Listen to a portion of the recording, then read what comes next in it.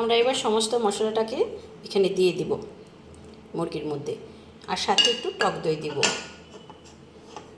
আমরা এখন খুব ভালো করে এখন সমস্ত মশলাগুলোকে মুরগির সাথে মাখিয়ে রাখবো।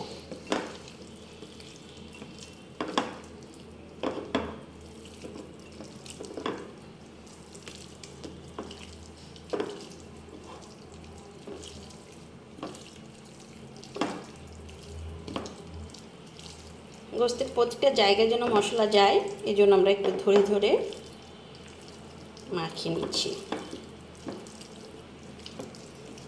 এর সাথে শুধু একটু টক দই মিশিয়ে দিব, রেখে দিব 1 ঘন্টা। যত রেখে দেওয়া যায় তত ভালো হয়।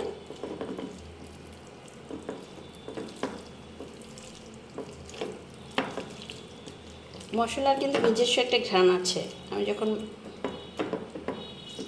জড়িয়ে জড়িয়ে দিচ্ছি এর ভিতর থেকে কিন্তু একটা ঘ্রাণ বের হচ্ছে। বিভিন্ন এক একটা মশলার এক এক রকম ঘ্রাণ বের হয়।